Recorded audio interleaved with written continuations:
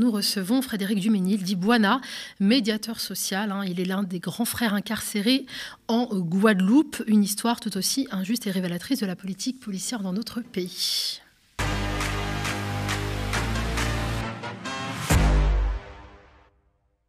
Frédéric Duménil, plus connu sous le nom de Bouana, a été remis en liberté. C'est l'un des 7 grands frères qui étaient dans l'affaire liée aux violences commises entre novembre et décembre de 2021 en Guadeloupe, en marge des manifestations sociales anti-obligation vaccinale. Souvenez-vous, nous avions reçu sa sœur Karine Duménil aux médias. L'affaire remonte au 17 janvier 2022. O'Neill, Lilo, Zébris, Bébé, Bouana, Samuel et Didier avaient été arrêtés par le RAID et le GIGN et placés en garde à vue durant 4 jours, à l'issue de laquelle ils ont été mis en examen pour association de malfaiteurs en vue de commettre crimes et délits en bande organisée et extorsion de fonds à l'encontre d'élus locaux et de responsables ou propriétaires de grandes enseignes commerciales placées en détention provisoire, incarcérés et transférés de Guadeloupe vers des prisons de l'Hexagone. Leurs familles et leurs avocats ont toujours dénoncé un dossier vide, des conditions de détention indignes et une instrumentalisation de la justice à des fins politiques. Pour la première fois depuis sa remise en liberté en février dernier, Frédéric Duménil dit Bouana a accepté de se livrer aux médias. Il est avec nous ce soir en visio depuis la Guadeloupe, en compagnie, on va me le confirmer, de son avocat, maître Eddy Arneton. Bonsoir Frédéric Duménil. Oui, bonsoir. Bonsoir Nadia. Bonsoir et merci de me recevoir. Mais merci à vous pour votre confiance. Bon, on va laisser peut-être le temps à votre avocat de se connecter, mais on va commencer. Il est là, maître Arneton est là. Bonsoir maître, vous m'entendez ? Bonsoir, je vous entends parfaitement. Parfait, merci d'avoir accepté notre invitation. Vous êtes, vous, en ce moment, en Martinique. Pour commencer, moi j'ai juste envie de vous demander, Frédéric, comment vous allez ? Écoutez, ça va beaucoup mieux. Ça va beaucoup mieux. Je suis rentré auprès des miens, je suis rentré chez moi. Et je me sens déjà un peu plus apaisé, un peu plus serein. Vous pouvez nous rappeler combien de jours vous êtes resté en prison ? J'ai fait 383 jours de détention, dont 3 mois, presque 3 mois en Guadeloupe, 10 mois à Beauvais, et puis quelques jours en Martinique. Wow. Alors, vous êtes passé de manière très étonnante, Frédéric, de médiateur social, responsable associatif à gangster, puisque c'est ainsi que le préfet et les médias mainstream vous ont désigné. Comment expliquer cette requalification soudaine ? Écoutez, je trouve ça carrément même inexplicable. Inexplicable. Moi, alors tout le monde me connaît ici en Guadeloupe de par mon métier, donc médiateur social, où j'ai œuvré pour la ville de Baie-Mahault depuis 2010. J'étais également formateur en psychabox à la prison de Basse-Terre et à la prison de Baie-Mahault. Et je suis également président de plusieurs associations qui œuvrent dans le caritatif et dans le social. Donc, passer de l'autre côté de la barrière soudainement, c'est inexplicable et incompréhensible. Oui, alors maître Eddy Arneton, qui assure votre défense, va peut-être tenter de nous l'expliquer. Il a toujours votre défense, puisque vous avez été défendu par plusieurs avocats, toujours dénoncé un dossier vide. Et pourtant, les accusations sont lourdes. Je le disais, association de malfaiteurs en vue de commettre crimes et délits en bande organisée, extorsion de fonds. Maître Arneton, oui. Du coup, je vous repose la question que j'ai posée à Frédéric. Comment expliquer qu'un médiateur social qui a énormément œuvré pour l'île soit aujourd'hui épinglé et traité comme un gangster ? Il y avait un mouvement populaire, une contestation sociale en Guadeloupe à un moment donné. Ce sont des images qui ont été diffusées aussi bien aux Antilles qu'en France hexagonale. Et on a vu un mouvement populaire extrêmement fort. Et on a vu aussi des exactions, puisqu'on a vu qu'il y avait des tirs à balles réelles à l'encontre des forces de l'ordre. Et il fallait une réponse face à cette contestation sociale. On aurait pu s'attendre à une réponse politique avec l'envie peut-être de l'Hexagone de dire voilà ce que nous pouvons proposer à la population guadeloupéenne. Mais pas du tout. Ce qui a été choisi, c'est de judiciariser ce mouvement social et finalement de prendre quelqu'un comme M. Duménil comme une sorte de bouc émissaire afin, d'une part, d'apporter une réponse à la France hexagonale qui regardait tout cela, pour rassurer peut-être ceux qui ont envie de partir en vacances prochainement, et puis aussi faire peur à la population guadeloupéenne pour dire en fait à cette population que la contestation, voilà comment elle peut être réprimée, et que si c'est Monsieur Duménil qui est connu de tous comme étant un médiateur social et à qui on fait subir un tel traitement, cela pourrait arriver à tout le monde. Je pense que cela n'est possible. Cela n'est possible en fait que si on constate qu'il y a dans ce dossier des relents quelque peu nauséabonds. Je m'explique. La France hexagonale connaît depuis un certain temps et jusqu'à aujourd'hui un mouvement social extrêmement fort. Si on vous disait qu'il y a une cinquantaine de personnes, voire une centaine de personnes qui planifieraient tout cela, vous considériez que c'est stupide et que c'est idiot. Et c'est exactement la même chose pour la Guadeloupe. Cette théorie, elle est parfaitement stupide et cette procédure, elle ne tient pas. Donc, on essaye de vous faire croire qu'il y aurait quelques individus qui auraient planifié la colère sociale. Cela est totalement faux. Et donc, je considère qu'on peut laisser entendre que cela pourrait arriver seulement si on repose tout cela sur une sorte de croyance en une forme de tribalisme qui conduirait à dire que c'est presque à coup de tambour qu'ils peuvent s'entendre et commettre tel ou tel fait. Lorsqu'on regarde ce dossier, on a dit au juge, au moment où on a plaidé pour la remise en liberté de M. Duménil, vous avez deux solutions. Soit vous considérez que ce dossier est politique, soit vous considérez que c'est un dossier de droit commun. Si c'est un dossier de droit commun, vous devez avoir des éléments dans votre procédure, des éléments suffisamment tangibles, puisque si vous l'accusez d'exaction ou alors de détournement ou de tentative d'extorsion, vous devez pouvoir apporter ces éléments-là.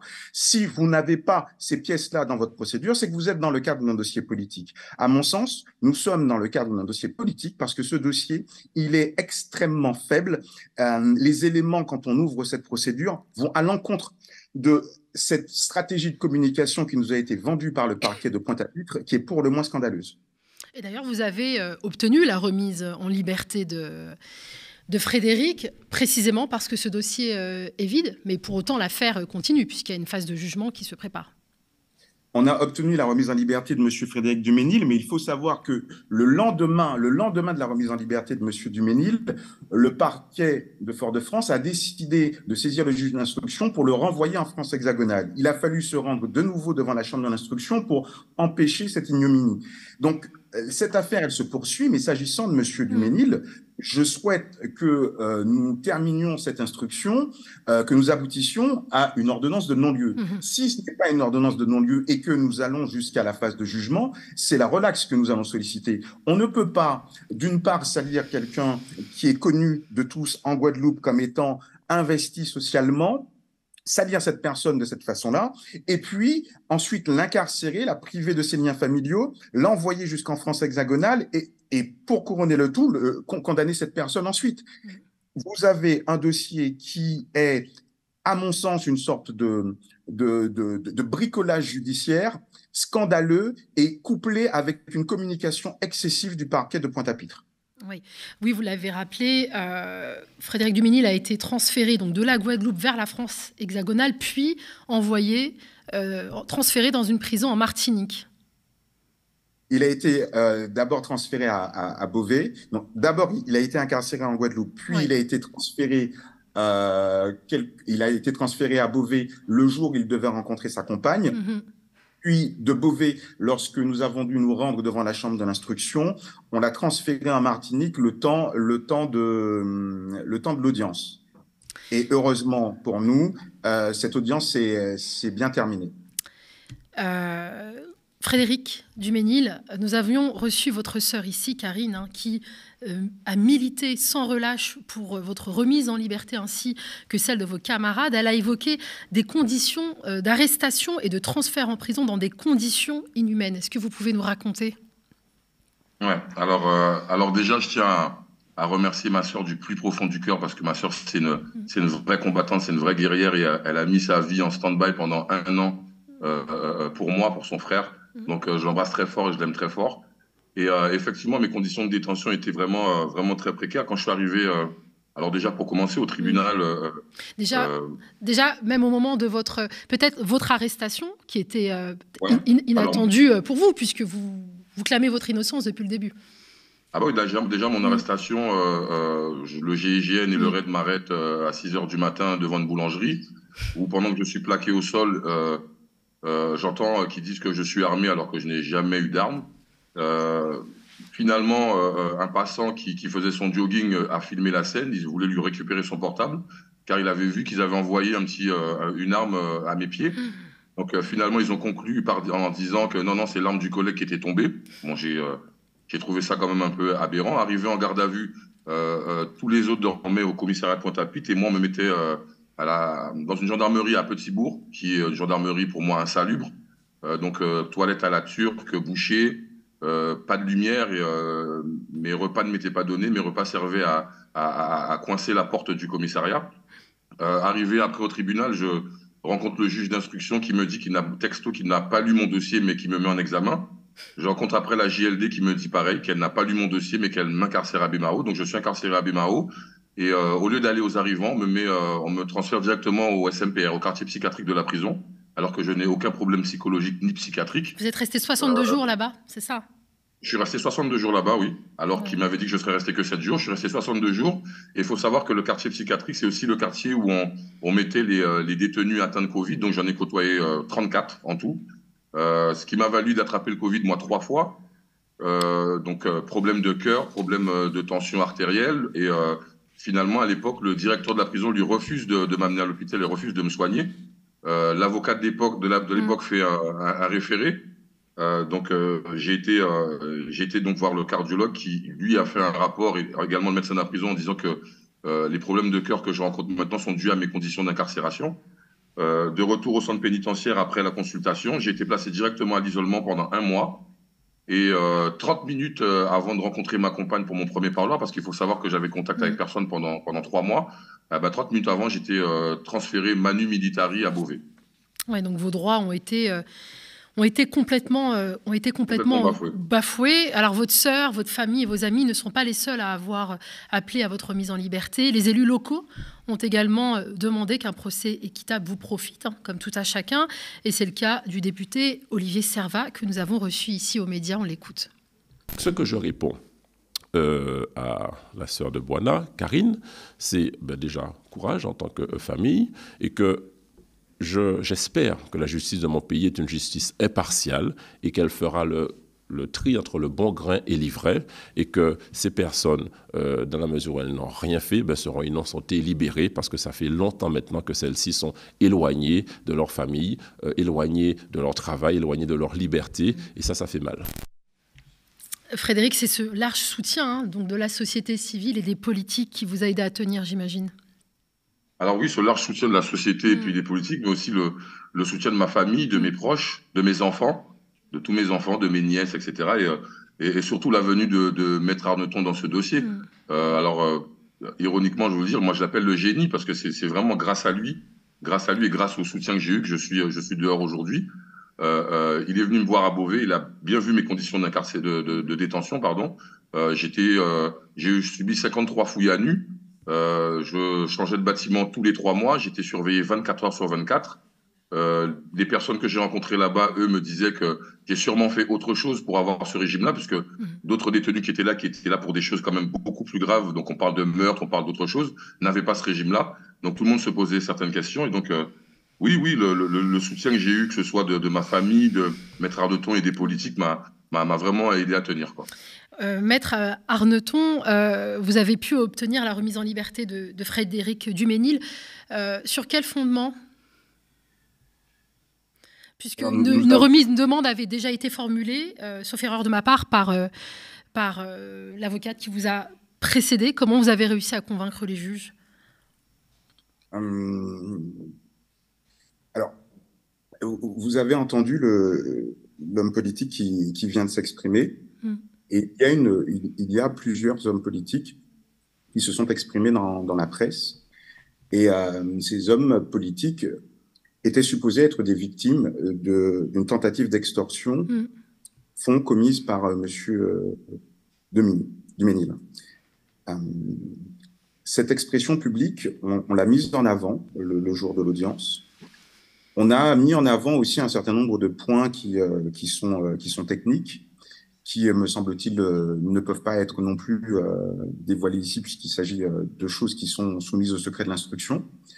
Néanmoins, je dirais que les insuffisances du dossier ont été pointées du doigt.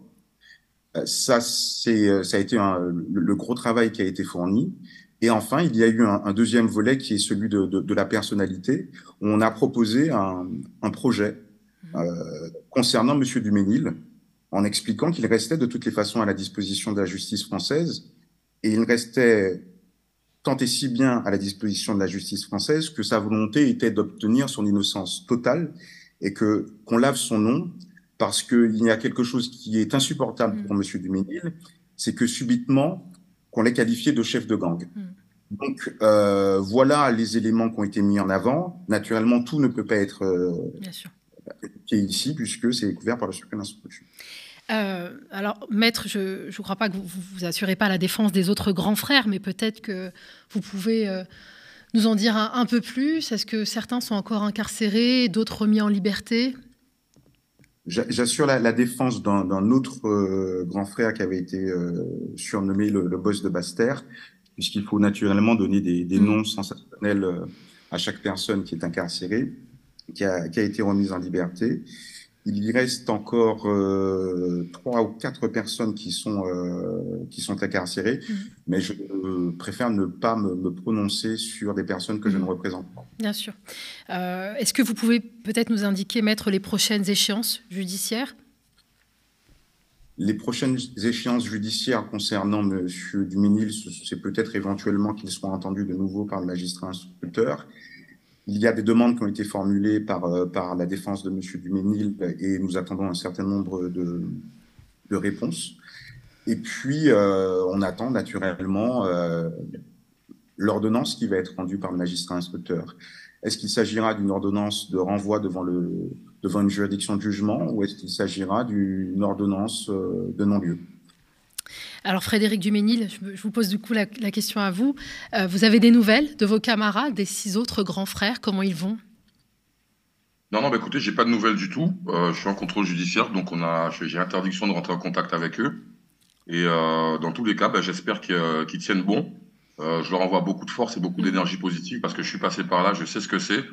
Par les médias, j'ai su que la fille d'un des grands frères était très, très, très malade en Martinique.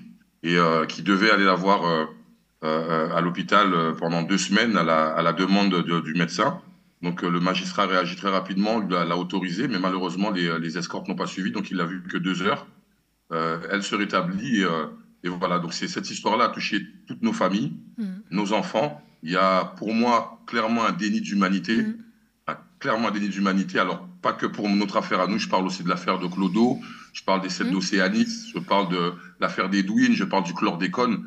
Je crois qu'il y a vraiment un déni d'humanité concernant les Outre-mer.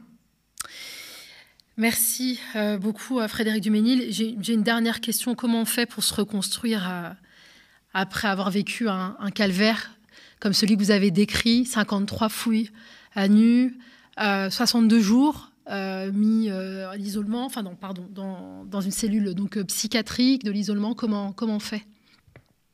La reconstruction, elle se fait petit à petit, mais ce que j'ai envie de vous dire, c'est que la personne que j'étais quand je suis rentré au centre pénitentiaire de Beauvais, enfin la personne qu'on a décrite, donc la fiche pénale qui m'était attribuée, quand je suis parti de Beauvais, j'ai eu presque un comité de départ de certains surveillants, de capitaines de gradés qui m'ont dit, écoute, tiens, bon, reste la personne que tu es, puisque la fiche pénale qu'on nous a présentée, c'est pas du tout la personne qu'on a eue pendant 10 mois à Beauvais. Donc déjà, moi, ça me permet déjà de me conforter, de me dire finalement, ils voient bien que tout ça, c'est vraiment du n'importe quoi, que le parquet de Pointe-à-Pitre a peut-être juste voulu gonfler cette affaire.